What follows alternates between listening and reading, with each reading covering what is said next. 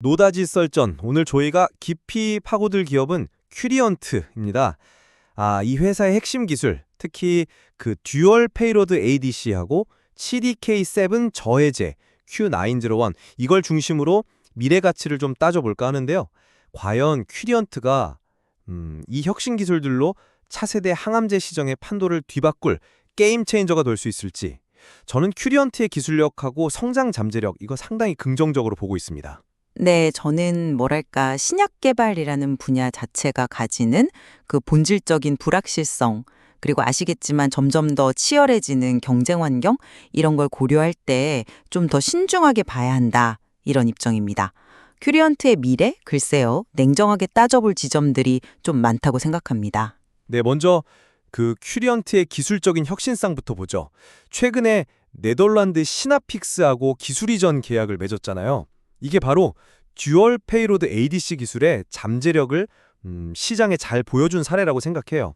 항체 약물 접합체 ADC라는 게 이제 항체가 암세포를 찾아가서 약물을 딱 전달하는 그런 정밀 타격 무기인데, 큐리언트의 이 듀얼 페이로드는 여기에다가 서로 작용 기전이 다른 약물 두 가지를, 예를 들면 뭐 하나는 세포를 표적하고 다른 하나는 세포 내구 증식을 억제하는 약물, 이렇게 같이 싣는 개념이거든요.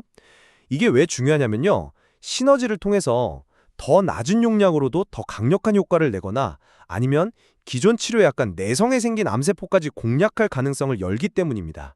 이건 정말 기존 ADC의 한계를 넘어설 수 있는 혁신이죠. 컨셉 자체는 상당히 흥미롭습니다. 네. 하지만 신약 개발에서는 아이디어하고 실제 임상 결과 사이에는 항상 큰 간극이 있지 않습니까? 말씀하신 그런 시너지 효과나 내성 극복, 이게 실제 환자들한테서 특히 대규모 임상을 통해서 일관되게 나타날지는 아직은 증명된 게 아니죠. 당장 10월에 있을 그 미국 암 연구학회 ACR에서의 데이터 발표가 어떻게 보면 첫 번째 중요한 시험대가 될 겁니다. 만약 여기서 기대에 좀 못 미치는 결과가 나온다, 그러면 기술 자체에 대한 의문이 커질 수밖에 없다고 봅니다. 그렇죠. 물론 데이터 검증은 필수입니다. 필수인데, 근데 Q501, 그러니까 이 CDK7 저해제 역시 빼놓을 수 없는 강력한 또 하나의 축이라는 거죠. 암세포 증식하고 생존에 아주 핵심적인 역할을 하는 CDK7 단백질을 선택적으로 억제하는 건데요. 이게 기존의 CDK4/6 저해제 같은 거에 내성이 새긴 환자들 있지 않습니까?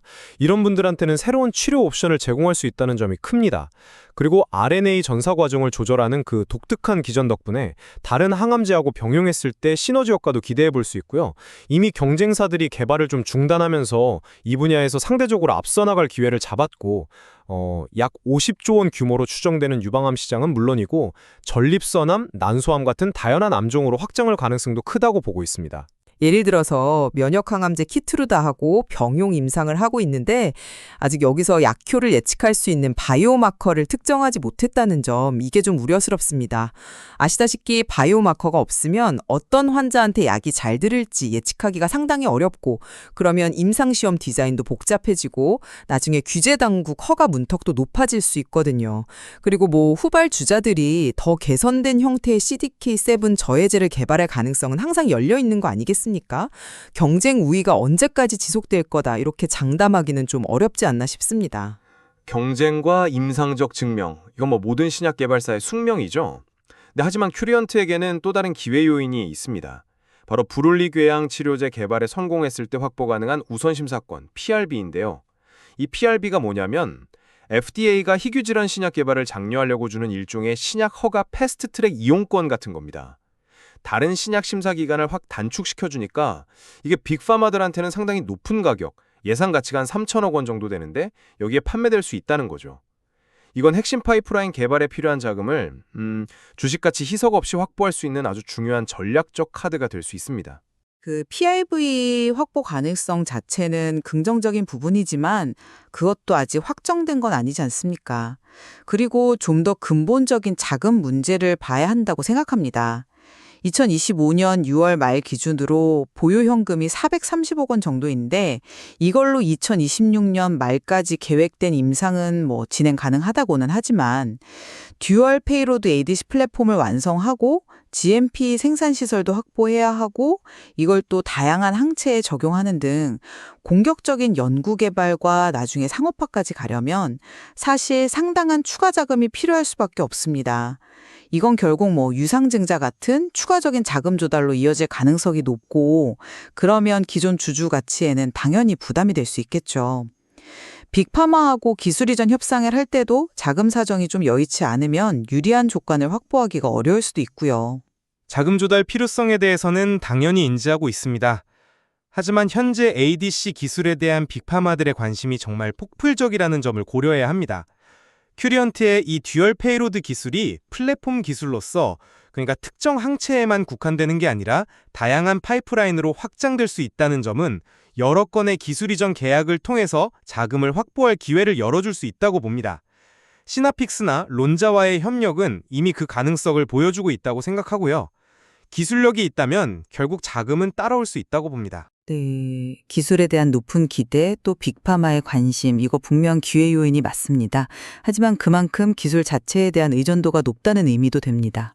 만약에 핵심 기술의 임상 결과가 기대에 미치지 못하거나 혹은 경쟁사에서 더 우월한 기술이 나와 보인다면 회사 기반 자체가 흔들릴 수 있는 위험도 있는 거죠.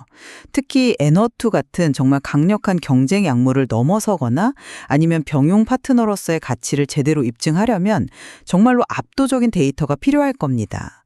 그 기준이 굉장히 높다는 점을 간과해서는 안 된다고 생각합니다. 종합적으로 볼 때 큐리언트는 듀얼 페일로드 ADC와 Q901이라는 두 개의 강력한 엔진을 가지고 있다고 생각합니다. 비록 넘어야 할 과제들이 분명히 있지만 이 혁신적인 기술력을 바탕으로 차세대 항암제 시장에서 중요한 플레이어가 될 잠재력은 충분하다고 확신합니다. 앞으로 공개될 임상 데이터하고 글로벌 파트너십 체결 여부가 그 가능성을 증명할 중요한 시금석이 될 거라고 봅니다. 혁신 기술의 잠재력은 분명 매력적이죠. 네. 하지만 신약 개발이라는 여정은 본질적으로 높은 실패 가능성을 내포하고 있고 경쟁은 앞으로 더 치열해질 겁니다. 결국 큐리언트의 미래 가치는 글쎄요, 냉정한 임상 데이터 검증, 그리고 안정적인 자금 확보 능력, 또 성공적인 파트너십 구축, 이 세 가지 핵심 변수가 어떻게 전개되느냐에 따라서 결정될 것이라고 봅니다. 섣부른 낙관보다는 좀 신중한 관철이 필요한 시점이라고 생각합니다. 네, 큐리언트의 미래는 오늘 저희가 나눈 이런 관점들 외에도 정말 수많은 변수에 의해 좌우될 겁니다. 시청자 여러분께서도 제시된 정보들을 바탕으로 좀 균형 잡힌 시각에서 깊이 고민해 보시길 권합니다. 이상 노다지 썰전이었습니다.